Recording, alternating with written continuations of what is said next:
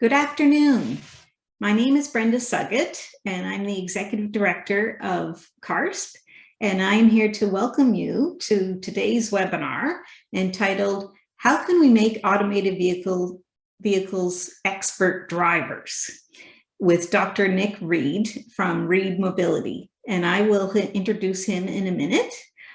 First of all, I'd like to say that this is part of a series of webinars which is part of a project called the Knowledge Exchange and Training Hub, which was generously funded by Transport Canada. And I also have a few housekeeping things to update you on. The Q&A portion of the webinar will be left to the end. However, you can submit your questions at any point during the webinar through the Q&A function, which is at the very bottom of the screen. And now, without further ado, I will introduce you to today's speaker. Professor Nick Reed has worked consistently at the cutting edge of transportation research, initially researching driver behavior and subsequently leading connected and automated vehicle projects in the UK to the value of more than £50 million.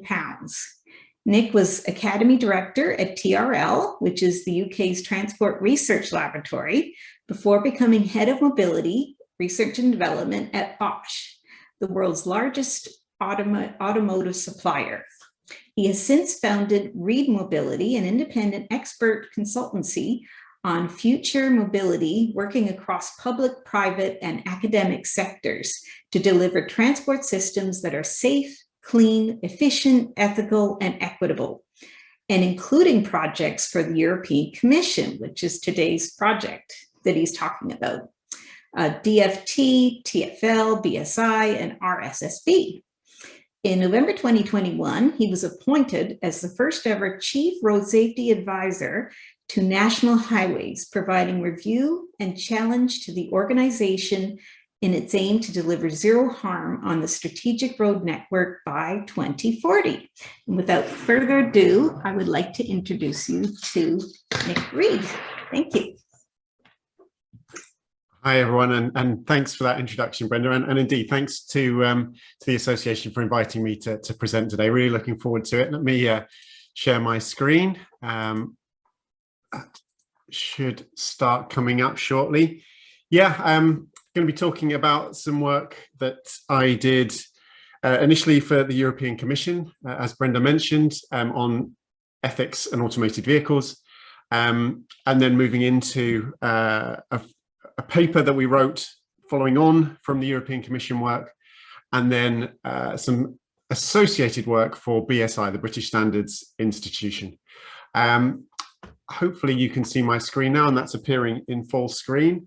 And the topic today, how can we make automated vehicles expert drivers? So Brenda's given a very nice run through of my background there.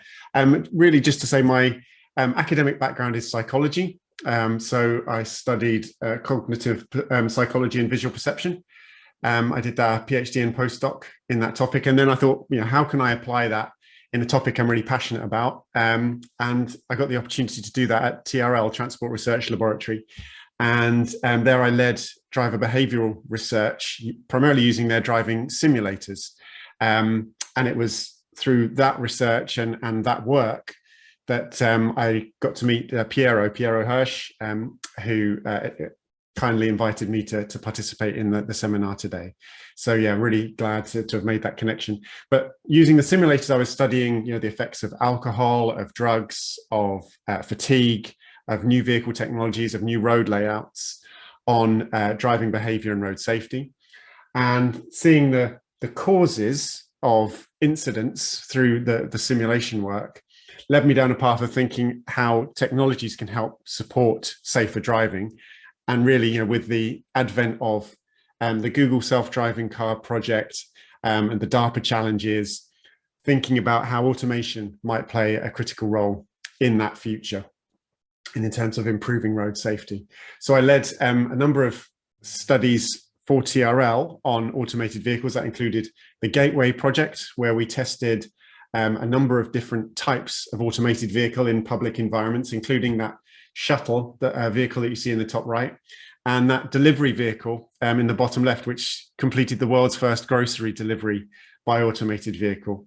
And then the success of those projects enabled me to secure the role with Bosch as head of mobility R&D. And that role was thinking about how Bosch could evolve away from a dependence on combustion engine components as a product line towards mobility services, and using the advanced technologies that they have to enable automated driving into new forms of service that they might be able to provide. Yeah. So where and how might you deploy automated vehicles as a tier one organization? So, but yeah, that since 2019, I've been working on my own as Reed Mobility, as Brenda said, and that's enabled me to participate in lots of different types of projects, mostly related to connected and automated vehicles. But the topic for today is this idea of ethics in relation to automated vehicles, and that started with work for the European Commission, who recruited a group of experts to come and provide them with recommendations on this topic, ethics in connected and automated vehicles. The group was chaired by the chap in the center of the picture with the blue polo shirt. That's Jean-Francois Bonnefond, and he was at MIT, he's now at Lyon in France, and he led the MIT moral machine study that you may have seen press coverage of, which looked at various configurations of trolley problem. I'm sure you know about the trolley problem, the idea that should you pull the points on the tracks where a tram car is headed towards 5 people, should you pull the lever to send it towards 1 person? They reformulated that in the context of automated vehicles and asked thousands of participants questions about, should an automated vehicle steer left into one type of hazard or steer right into another? It got a huge amount of coverage. I think everyone of the experts who participated in that group were very clear with Jean-Francois that we weren't going to spend our 18 months talking about trolley problems, that they weren't necessarily the most important ethical question that we had to address as a group. So he completely understood that, but they did come back a little bit, and I'll get into that later in the discussion. But the experts were from a range of different backgrounds. There were psychologists, sociologists, philosophers, lawyers, engineers, and yeah, we had a very productive 18 months. We very quickly realized we wouldn't have time, or indeed the expertise across the group, to be able to answer all of the ethical questions we identified. But we did our best, and I'll show where we got to. And just important to note that what we did was provide recommendations to the European Commission. What we said isn't the European Commission's position, but it's informing their future research program that is coming on stream this year. And I mentioned connection to Piero. We reconnected over the publication of a paper that emerged from the work of the expert group. So myself working with Marieke from TNO, from Paula from Jaguar Land Rover, Leon also from TNO, and Tanya Lehman from Australia, from Flinders University in Australia. Yes. We worked together on a paper around when it might be considered ethical for automated vehicles to break the rules, the traffic, the road rules, in the interests of road safety. And as I say, I'll get into that more later in the presentation. Okay, so if anyone wants to see the recommendations given to the European Commission, they're all published online in a very readable document available at that link. And we came up with 20 recommendations in 3 different groups. So there were 6 on safety, there were 9 on transparency, and there were 5 on responsibility. And I was focused in the safety group, and I'm going to talk about some of these recommendations in more detail. So the first one is as I mentioned, related to traffic rules. Traffic rules are there to encourage safer driving and to create a predictable road environment so that all road users, pedestrians, drivers, cyclists, horse riders, motorbikes, they understand what the others are likely to do in a road context to promote safety, to promote efficiency of the transport network. And we were thinking about how rules would apply to automated vehicles. And we thought about situations which, I mean, I wouldn't say they're common, but I'd say it's certainly common that drivers frequently break the rules of the road, whether it's speeding, whether it's crossing a white line. It's relatively common for many drivers to break the rules of the road. So we have to think about how an automated vehicle aligns with the kind of common practices versus the strict rules of the road. I think that's an aspect to think about. But we also thought about situations where human drivers break the rules in the interests of safety. And we're thinking about things like an emergency vehicle wanting to get to its destination, sirens blaring, lights flashing. Human drivers will often maneuver their vehicles up onto the footway, onto the sidewalk, in order to allow the emergency vehicle to pass. Now, that's against the rules of the road, but it's a common practice. And if it was seen that an automated vehicle was obstructing the path of an emergency vehicle, and that led to someone suffering more serious injuries or potentially dying because of that delay, that could be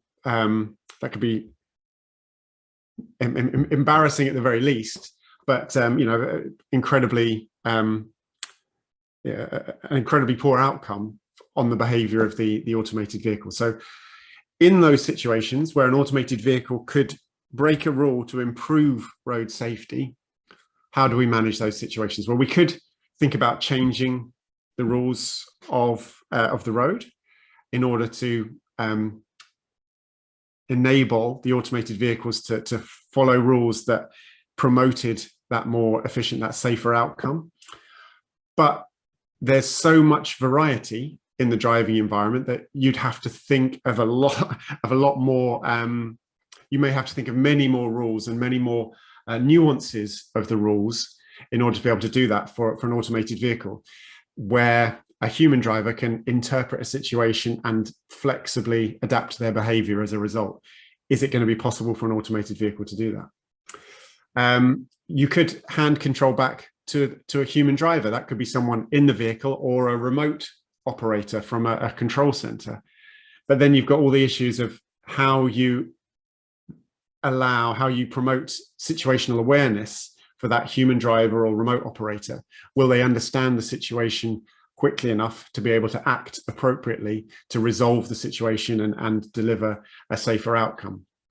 Or you could allow the automated vehicle to comply, you could allow the automated vehicle not to comply with the rule, but then it would need to be able to record the data to indicate why it chose to break that rule. What was it about the situation that it determined meant it was appropriate for the automated vehicle to behave in a non-compliant manner?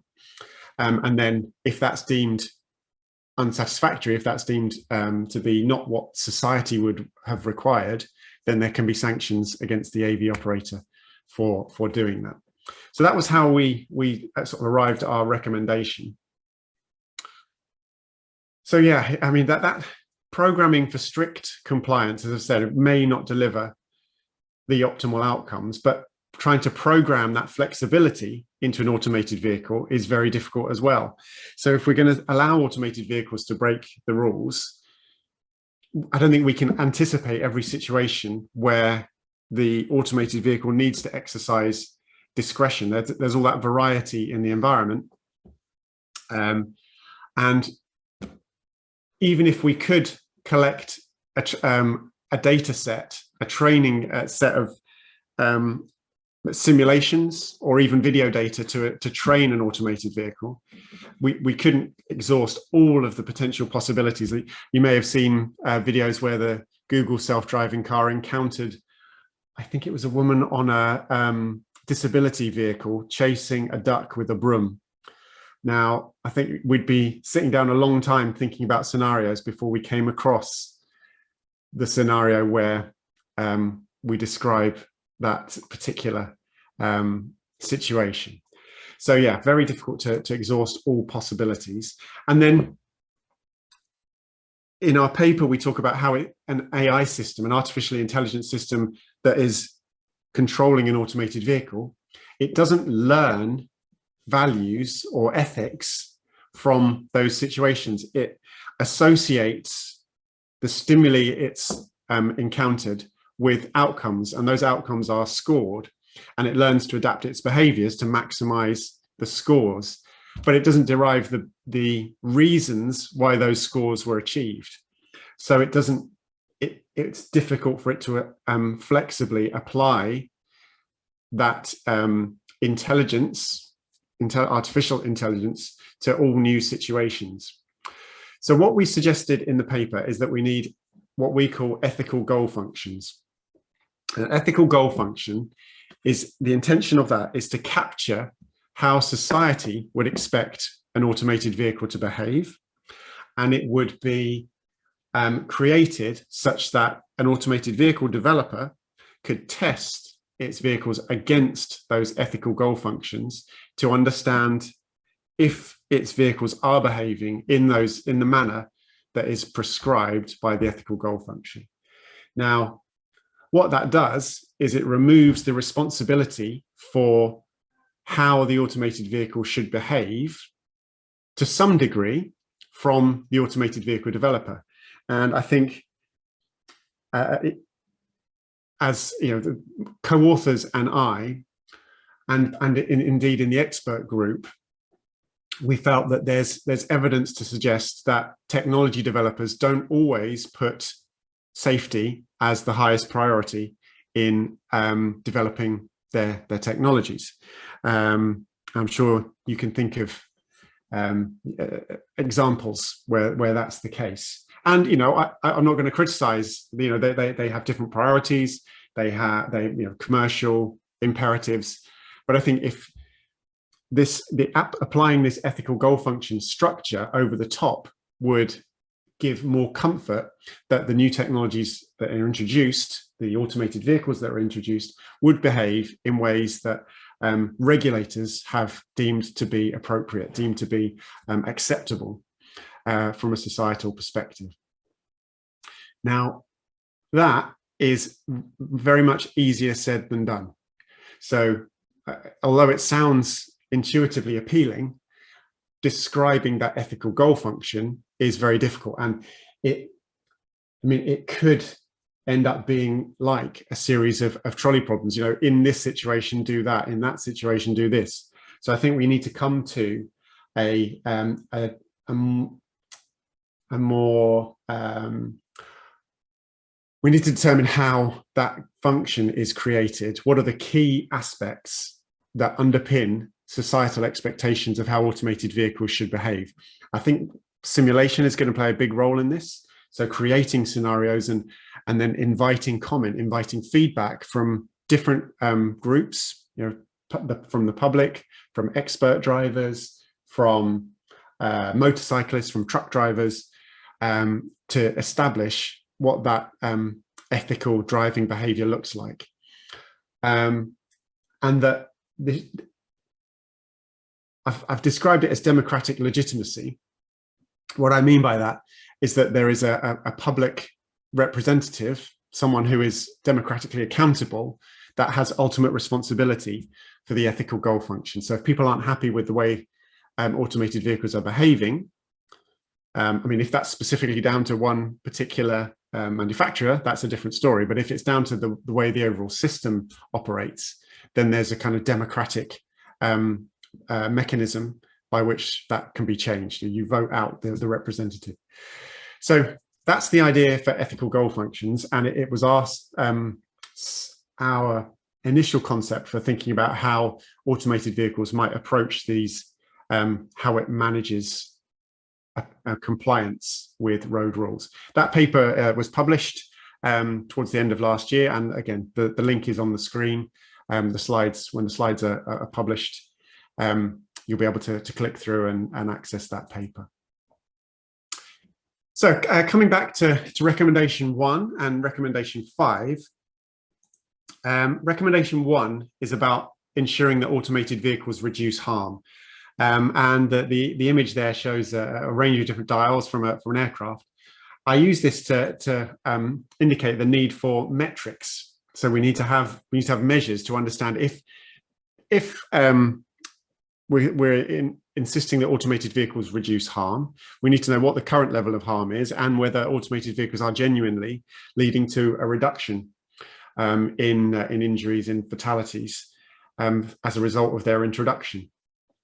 So what we went further as well. We said that no category of road user can suffer worse harm. So if you had a number of fatalities per year, and that number of fatalities came down, that would be great. But if within those fatalities there was an increase in risk for one category of road user, say maybe pedestrians, that would be considered unacceptable.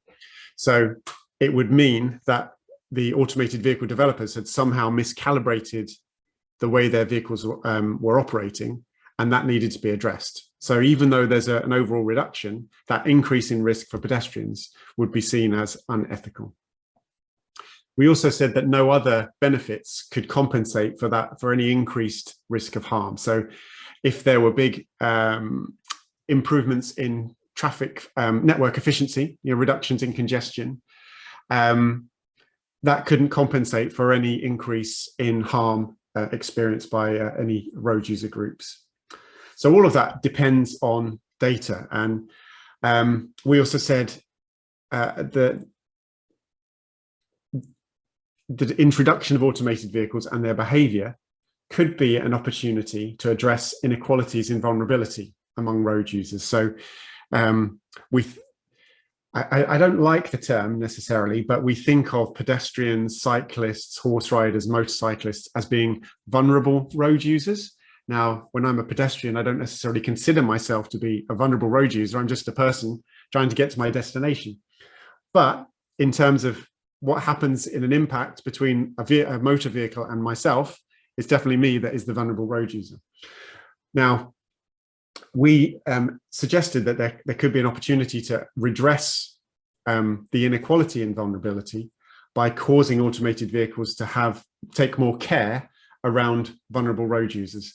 And that depends on the ability of the automated vehicles to recognize those vulnerable road users and adapt their behavior accordingly. And we think that would be a good recommendation for ethical behavior of automated vehicles. So we need that data to be able to understand if they are improving, the reducing risk on the roads, and to be able to detect and respond appropriately to different categories of road users to redress those inequalities of vulnerability.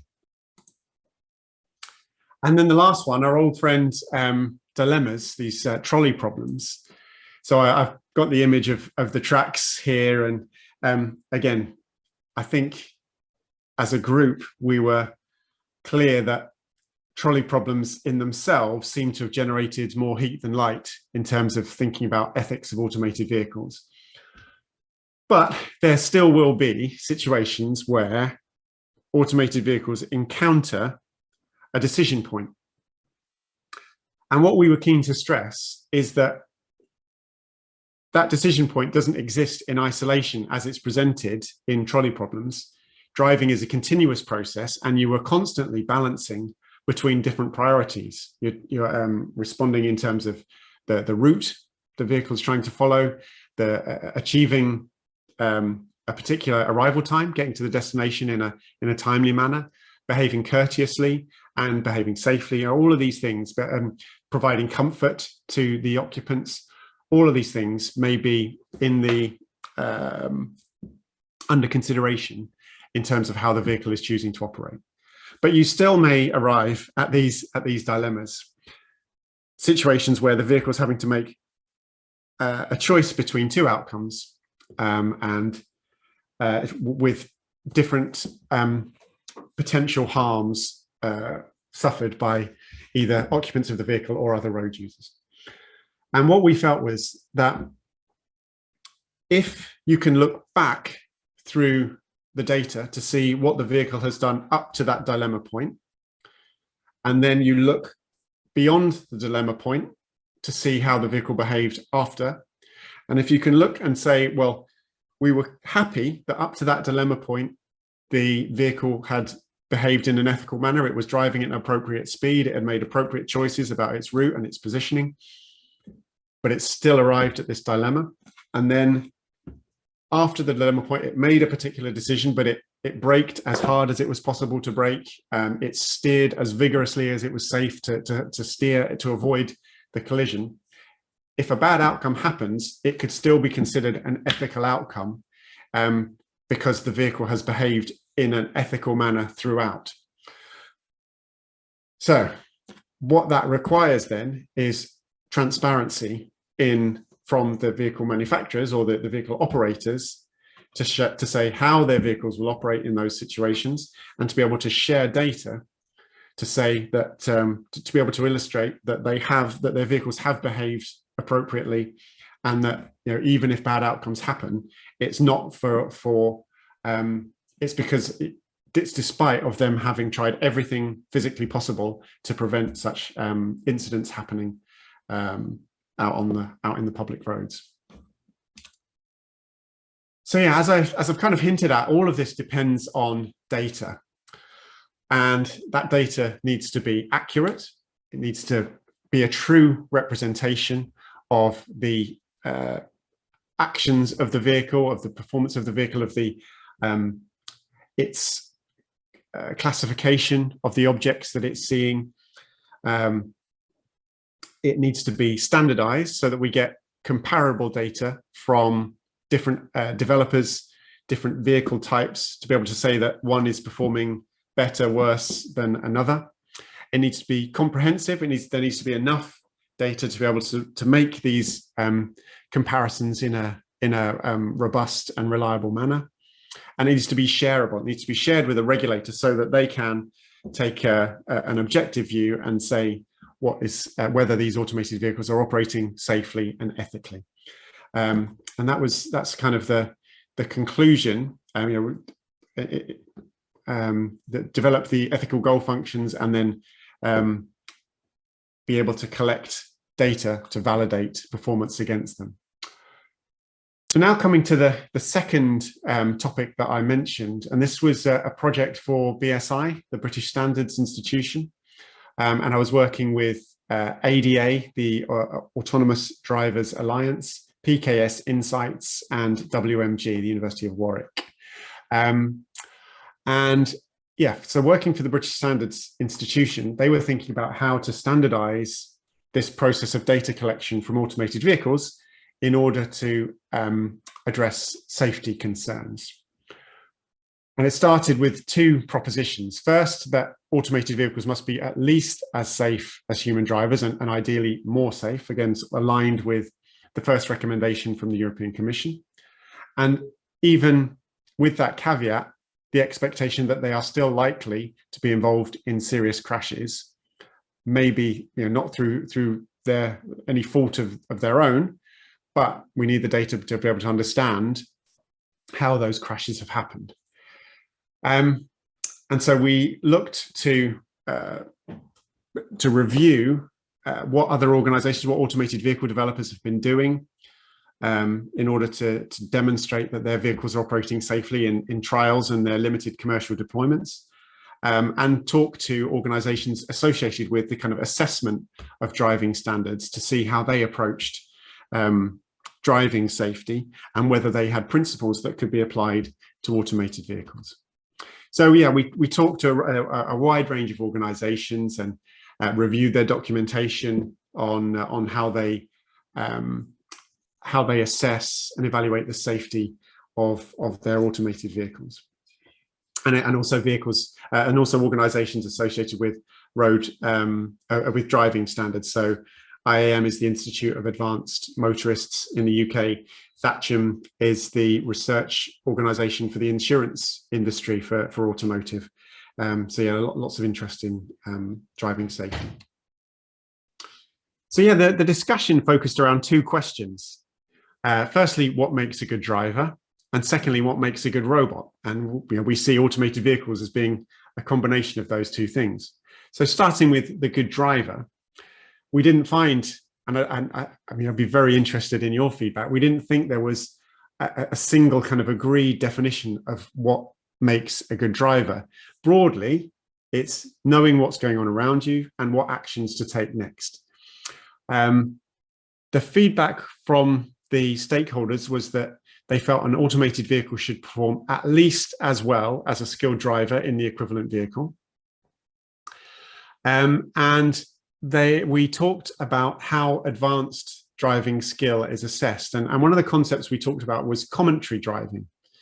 Now, I'm not sure if the concept is described in the same way in Canada, but it's the technique used for advanced drivers, particularly drivers in the emergency services, whereby a driver describes to the instructor or assessor sat alongside them in the vehicle, they describe the most important aspects of the environment that are going to influence their driving behavior, and how they might adjust the control of their vehicle in response to the environment that they see ahead of them.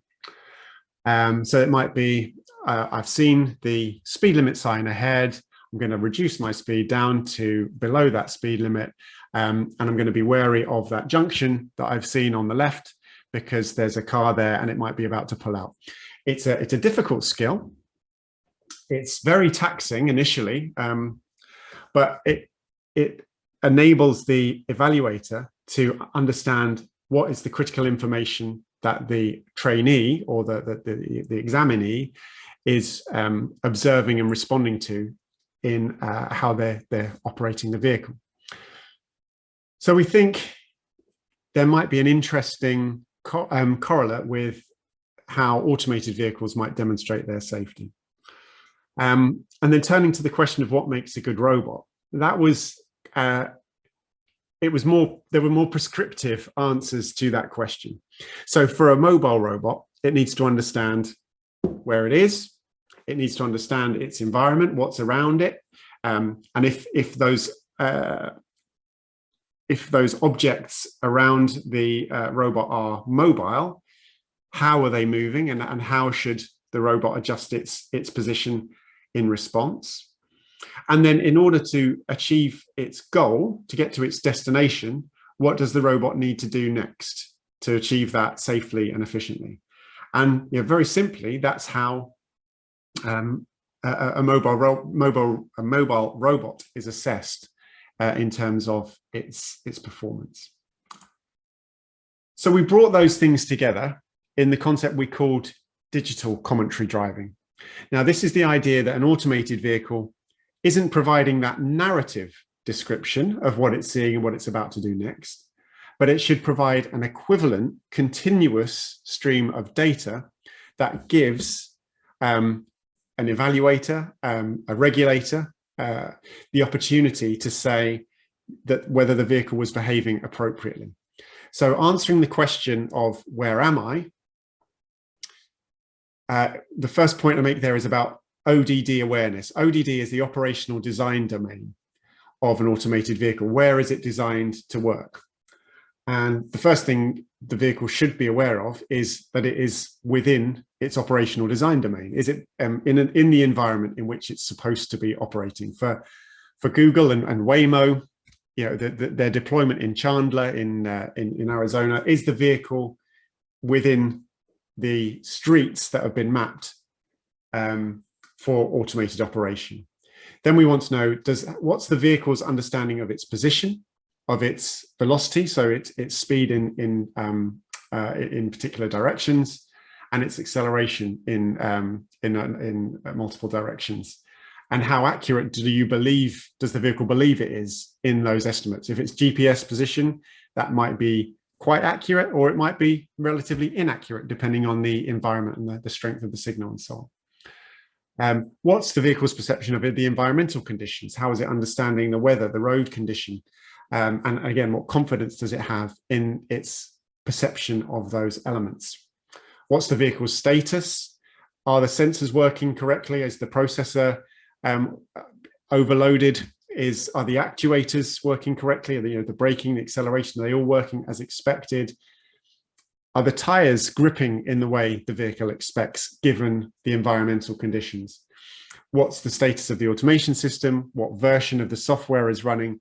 All of these things should be produced on a continuous basis to give that understanding of the vehicle's status. And then communication status as well. So if the vehicle is depending on a Wi-Fi connection, or a Bluetooth connection, or a 5G mobile connection, is that communication system connected and delivering data in the way that is expected? So that would give us a sense of where the vehicle is and its own status. Then we have the question of what's around the vehicle. So what objects has it detected? When were they detected? How were they classified? Is that a pedestrian or is it a lamppost? When did it make that determination? And then how would it adjust its behavior in response to that object as it's been detected? If it's a moving object, how is it moving? What is the object's bearing and velocity, and how might you predict its velocity to change? And again, what confidence do you have in that perception? And then I've called the availability of escape routes. So in a narrow street with parked cars either side, the degrees of freedom are fewer than on a wide road with space around you. So the way the vehicle is planning its avoidance maneuvers might be different in those two contexts. So can we get a sense of the vehicle's escape routes in any particular situation? And then lastly, how do all of those perceptions come together with the AI system, with its experiences, to understand what it should do next? So what's its planned future trajectory, and what confidence does it have on that trajectory? Is it very narrow, as in that narrow street example, or is it broader in terms if the vehicle has more scope to change its trajectory? What's its planned speed? So we know its current speed, but is it deciding it should accelerate or decelerate? What's its intention in terms of acceleration? And in order to achieve that trajectory and planned speed, how will it change its control inputs? I mean, it's simple, isn't it? It's the accelerator, it's brake, it's steering. How will those be adjusted in order to achieve its planned outcome? So that's the concept of digital commentary driving. And it's kind of conceptualized here in this image. There's a report that was published last year on the topic, so you can find out more about the concept of digital commentary driving.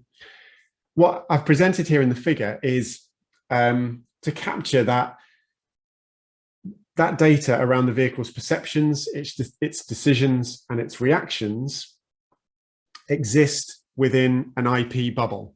That's how we described it.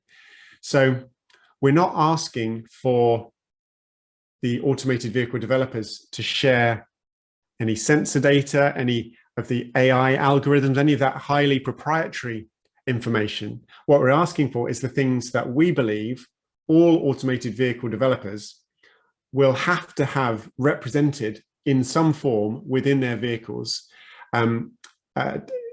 That understanding of where the vehicle is, what it's seeing, what it plans to do next. We think that information must exist in any type of automated vehicle. It might be easier or harder to access depending on how you've programmed that vehicle. But we think it doesn't seem unreasonable to ask for a developer to be able to share that in the interests of understanding the safety performance of their vehicle. Now, we're not saying share with everybody, but maybe share that with a regulator so that they can determine whether an automated vehicle is behaving in a way that's considered appropriate. And that's the idea behind digital commentary driving. So it's a concept at the moment, but we're taking it forward with simulation trials to collect this digital commentary driving data and to see if it really does give us that insight into the safe operation of an automated vehicle. So I've talked about the IP risks. So there's no, I've mentioned that it isn't the intention to share how you arrived at your digital commentary driving data. You just need to share the data itself, and only with the regulator. Is it data that would need to be produced in real time? I mean, the views are mixed on this. I'm of the opinion that if you can derive the DCD data from data that you have recorded about the performance of the vehicle, maybe that's sufficient. Maybe you don't need to actually record that DCD data live from the vehicle and either store it or transmit it for later analysis. We know that automated vehicles generate huge amounts of data, and one concern is that this digital commentary driving would simply add to an already huge data set. But we've done some analysis of this, and we think that because you're not recording video, you're not recording LiDAR point clouds, you're just recording the output of the system. So it's a text file, essentially.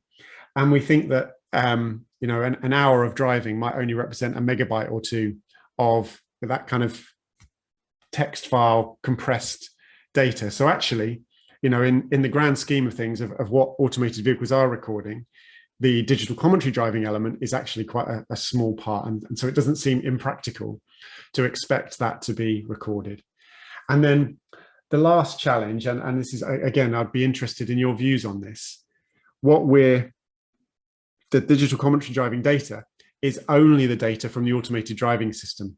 So if the automated vehicle is driving through red traffic lights and not reporting that it's driving through red traffic lights, then maybe that isn't being recorded in the digital commentary driving data as I've presented it. You would need that third-party validation to show that there was a problem in that particular example. So if you had CCTV footage that showed the vehicle was driving through red traffic lights, then you would have the digital commentary driving data to say, hang on, you've failed to perceive that there was that red traffic signal, and you didn't adjust your behavior, you didn't stop, and it led to these incidents where the vehicle has gone through the red light. So it's not the complete answer, but I think it gets us much further down the line to having that understanding of whether an automated vehicle is behaving safely. So just to conclude then, the next steps. So both ethical goal functions and digital commentary driving, they're both concepts at the moment. They're not anything that more than ideas that have been formulated. Ethical goal functions have been considered for other applications, but not for automated vehicles. So we're working now to think about how those could be developed for driving. How do we formulate those? Who do we need to get involved to help develop those ethical goal functions? How can that be done in a practical manner? I should say as well that it isn't the idea that the ethical goal functions would be the same globally. They could be very different from one country to another. Each country could determine what was considered acceptable behavior, and indeed even regions. So driving in London, the ethics of driving in London might be very different to driving in more rural parts of the UK. And I can imagine similar differences might apply in rural parts of Canada versus city driving. And then if we change elements of an ethical goal function, I think we'd have to be very confident in understanding how making one small change to how the vehicle behaves at junctions in a city, making sure that that doesn't have some knock-on effects to how the vehicle behaves at junctions on highways, for instance, and making sure that by making a small adjustment to improve safety in one aspect, you don't affect its performance in other areas of driving. And then, lastly on DCD, does it give that useful, reliable information about automated vehicle safety? I think I think we will definitely need something like digital commentary driving. Whether that's the right formulation, I'm not sure. Whether we could rely on automated vehicle developers to come up with their own standard, not sure. I think this feels like something that would need to be imposed at a higher level, more similar to the kind of black box idea for aviation. And yeah, I can imagine there might be resistance from developers to that, but I think it might be one of the locks that need to be picked in order to be able to access the potential safety and commercial benefits that we think automated vehicles might enable for us. So I think that's the end. I'm really grateful for your attention, and I'd be really interested to get your feedback and perspectives on what I've described. Thanks very much. Thank you so much, Nick. That was very insightful and quite detailed. And I felt like I was on the cusp of what's happening right now. It seemed a bit mind-blowing in terms of how complicated this whole area is. But it sounds like you've made a lot of progress in terms of what are the important factors to consider. And I'm now going to open it up to questions. So, and just as a reminder, to please put your questions into the Q&A area at the bottom. And the first question comes from Brian Jonah, and he asks, who will own the data that is recorded by an autonomous vehicle? And he puts in brackets, example, vehicle owner, manufacturer, police, insurance company, and who will have access to them. And then he's got another part, who will decide whether the autonomous vehicle made the correct decision given the situation. So 2 parts. Fantastic questions. Yeah, really good questions. You know, it's one of these fields where the more you look, every time you find one answer, it feels like it opens up 10 more questions. I think the answer to who will own the data is probably, it depends what data. I think the automated vehicle developers will be the primary owners. But in Europe, we have the GDPR regulation, the General Data Protection Regulation. And that places a lot of restrictions over organizations in terms of the data that they own. So I think the developers are going to have to do a lot to confirm that they aren't recording personally identifiable information in the data that they record, to make sure it's anonymized. I think in terms of safety, you know, access to the data by a regulator or appointed body for investigating automated vehicle incidents, I think that's highly likely. And the Law Commission in the UK is just about to produce its recommendations on that. And I think they will be suggesting that a road collision investigation team, government appointed, should be able to access data from automated vehicles to be able to understand safety.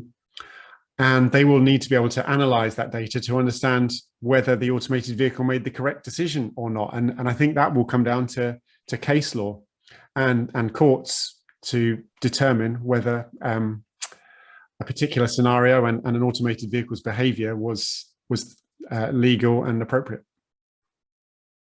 Okay, great. Thanks so much. And I have a question for you while I'm waiting for the other questions to come in. You mentioned all this data collection that needs to occur, and also the development of these ethical goal functions, as well as the metrics to measure the harm.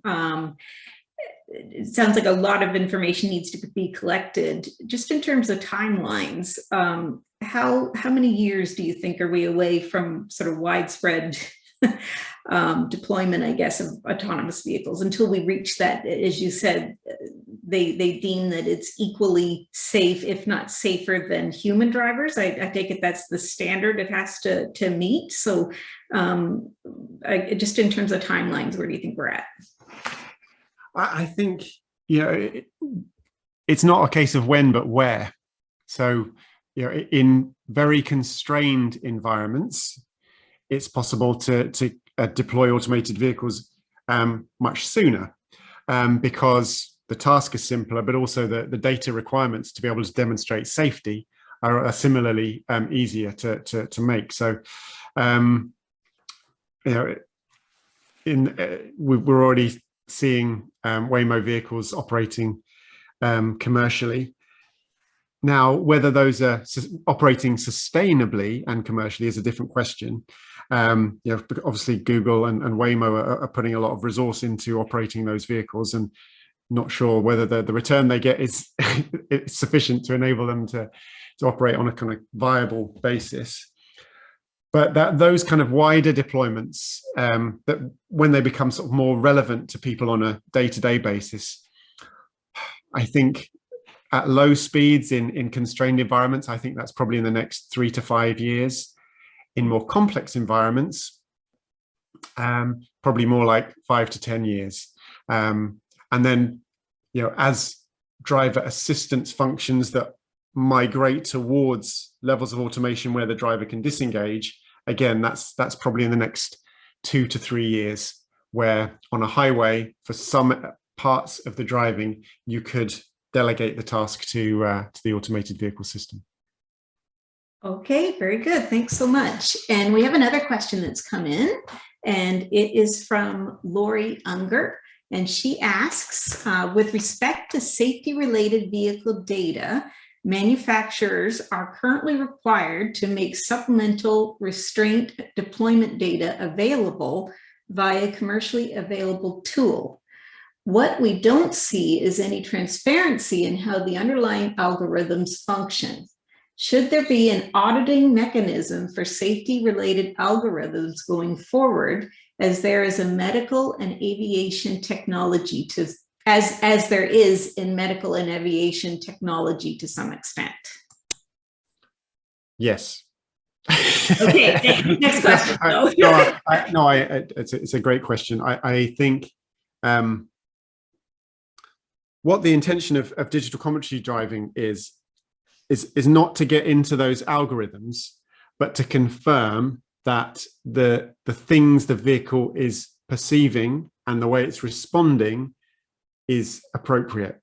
Now, I'm not saying this should only apply in the real world, but I can definitely see that there would be kind of a simulation-based driving test where we throw a huge range of situations at an automated vehicle, and we just go through them and confirm, yep, we're happy that it's seen that pedestrian, we're happy it's seen that dog, we're happy it's seen that horse, we're happy it's detected that motorbike that was coming up rapidly from behind, and it adjusted behavior appropriately.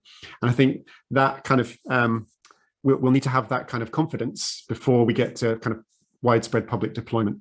And whilst it's not necessarily getting at the underlying algorithms, it's making sure that we do enough testing to be confident that the vehicles are behaving in the way we expect them to. Okay, very good. While I'm waiting for, actually, there is another question. Okay, it's from Brian Jonah again. I've heard that some manufacturers will have an on-off switch in autonomous vehicles, so the driver can choose whether to drive manually or have the vehicle operated automatically. Is it ethical to let a driver choose to operate the vehicle manually? And will that undermine the improvement in road safety? Yeah, really interesting question. I mean, eventually you could say, well, if we know automated vehicles are safer than human drivers, then do we not allow human drivers in certain on certain types of road? Well, that's a very long way away. That might happen, but Brian is right that there are automated vehicles that have a switch that says, operate in automated mode or operate in manual mode. I suppose the important thing to recognize there is that if it's in automated or manual mode, you still have the data. So if you would be able to say whether the human driver is behaving safely and ethically, just as much as you would be able to say whether the automated vehicle is driving safely. So yeah, I think it will be a long time before it would be considered unethical, or at least it wouldn't be permitted for a human driver to operate the vehicle. But I think there'll be a much higher level of scrutiny over driving behavior in that context. Okay, very good. You'd mentioned, and I alluded to this earlier, but the standard is that you'd want the vehicle to be at least as safe as a human, if not safer. And I'm just wondering how you would measure, what you would measure that against, given the variety and the range, I guess, of drivers, depending on age and gender and experience and so forth. So would you be holding them to the highest standard in terms of how safe a human can be? Are you looking at average safety, or how do you come up with that gold standard, I guess? Gosh, Brenda, that's a fantastic question. We agonized over that sort of nuance of the recommendation, and it's one of those things. Again, it's very easy to say, oh, it should be as good as human drivers, but what do you actually mean by that? The first point to make is, I don't think we necessarily capture that well enough today to be able to make that assessment. I don't think we necessarily understand safety well enough to be able to accurately say if we introduced automated vehicles that they're behaving more or less safe than human drivers. But I think what you're alluding to is, where should we make the comparison? Mm-hmm. And if we just took crash data today, that would include drunk drivers, it would include fatigued drivers, it would include fatalities where the occupants weren't wearing seatbelts, all these things that muddy the waters. I think what we need to compare to is an experienced, alert, sober driver in a modern vehicle. And that's the benchmark. And that's very difficult. It's very difficult to prove that you're safer, because on the whole, an alert, sober, experienced driver in a modern vehicle very rarely crashes. And so being able to prove that an automated vehicle is above that benchmark is very difficult. Okay, very good. That's where we need to get.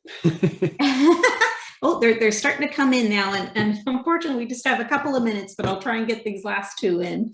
Yeah. Regulatory testing can certainly be useful, but what we see in contexts such as emissions and crashworthiness is that manufacturers are designing to the regulatory test, not necessarily the broader spirit of regulation.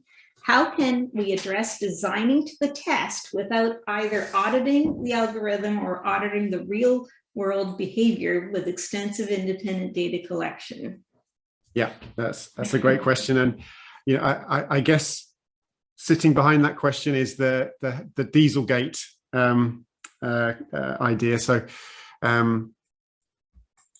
it's a very good challenge. I think what that requires of the regulators is to design a test process that prevents the manufacturers from, exactly as you say, designing to the test. So when I talked about that, presenting an automated vehicle with test scenarios, you would have to give the developer the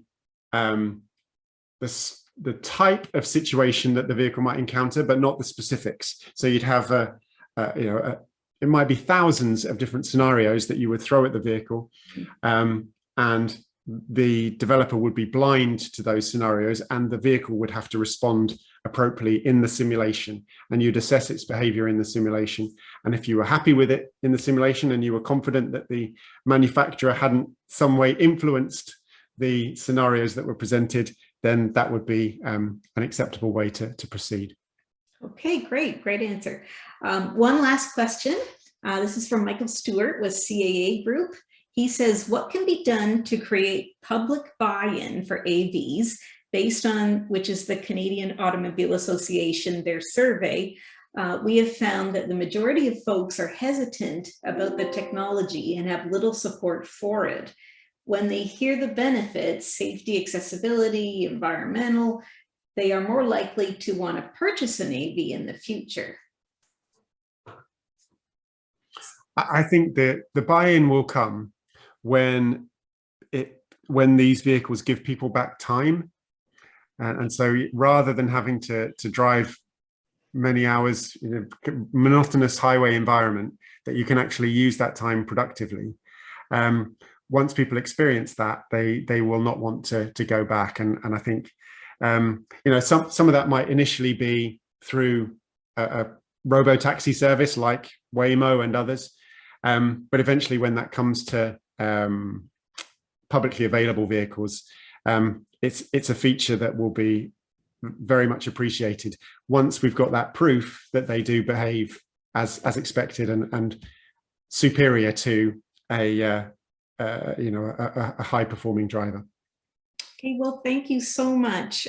Your presentation and your answers to the questions have been very insightful and thought-provoking, and it's really made me aware of how complex this whole issue is and just how much work needs to be done, but at least it sounds like your group has paved a clear path forward. So thank you again for your time, and have a great rest of the day, everybody. Thank you. Thanks, Brenda. And if anyone wants to contact me through the presentation, very happy to hear from you.